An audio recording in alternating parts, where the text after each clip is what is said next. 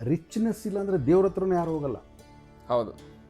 Okay, ಈಗ ತಿರುಪತಿಗೆ ಹೋದಷ್ಟು ಜನ ಅದೇ ನೀನು ವೆಂಕಟೇಶ್ವರ ಸ್ವಾಮಿ ಟೆಂಪಲ್ ಎಲ್ಲೋ ಕಟ್ಟಿದೆ ಅಂತ ಅಂದ್ಕೋ, ಅಲ್ಲಿಗೆ ಹೋಗಲ್ಲ. ಅಲ್ಲಿಗೆ ರಿಚ್ನೆಸ್ ಎಲ್ಲಿರುತ್ತೋ ಜನ ಅಲ್ಲಿ ಹೋಗೋದಕ್ಕೆ ಇಷ್ಟಪಡ್ತಾರೆ. ನೀನು ಏನೇ ಮಾಡು, ಮನಿ ಇಸ್ ನೀನು ಬೆಳಗಿನಿಂದ 3 ಹೊತ್ತು ಊಟ ಮಾಡಬೇಕು ಅಂತಂದರೆ ನಿನಗೆ ಮನಿ ಇಲ್ಲದೆ ಏನೇನೋ ಮಾಡೋಕ್ಕಾಗಲ್ಲ.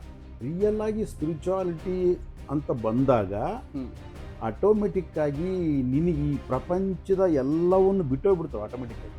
ಅದು ಬಿಡೋದೇ ತಾನೇ. ಹೌದು. ಆಗ ಪ್ರಕೃತಿ ನನ್ನ ಟೇಕ್ ಕೇರ್ ಮಾಡುತ್ತೆ. ಪ್ರಕೃತಿ ಒಲಿದ್ರೆ ಪರಮಶಿವ ಒಲಿತಾನೆ. ಯಾಕಂದರೆ ನಮಗೆ ತೋರಿಸ್ಬೇಕಾಗಿರೋದು ತಾಯಿ. ನಿಮ್ಮಪ್ಪ ಇವನು ಅಂತ ತೋರಿಸ್ಬೇಕಾಗಿರೋದು ಯಾರು? ತಾಯಿ ತೋರಿಸ್ಬೇಕು. ತಂದೆ ನಂಬಿಕೆ. ಓಕೆ, ತಾಯಿ ನಂಬಿಕೆ ಅಲ್ಲ, ತಾಯಿ ವಿಶ್ವಾಸ. ನನ್ನ ತಾಯಿ ಇವಳೇ, ಅವಳು ತಂದೆನ ತೋರಿಸ್ತಾಳೆ ನಿಮ್ಮ ತಂದೆ ಇವನು ಅಂತ. ಆಧ್ಯಾತ್ಮಿಕ ಪ್ರಗತಿ ಅಂತಂದರೆ ತಂದೆನ ಕಾಣೋದು.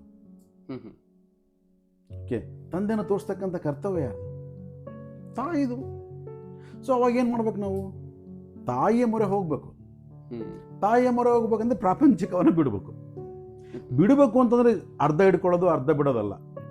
ಒಂದು 5 ವರ್ಷ ಅಲ್ಲ, ಇನ್ನೊಂದು 20 ವರ್ಷಕ್ಕೆ ನಾನು ಬ್ಯಾಂಕ್ ಡೆಪಾಸಿಟ್ ಮಾಡ್ಕೊಂಡು ಆರಾಮಾಗಿ ಒಂದು ಮನೆಗಿನ ಕಟ್ಕೊಂಡು ಡೆಪಾಸಿಟ್ ಎಲ್ಲ ಮಾಡ್ಕೊಂಡು ಮಂತ್ಲಿ ಇನ್ಕಮ್ ಬರಂಗೆ ನೋಡ್ಕೊಂಡು ಆಮೇಲೆ ಹೋಗಿ ನಾನು ಸಾಧನೆ ಮಾಡ್ತೇನೆ.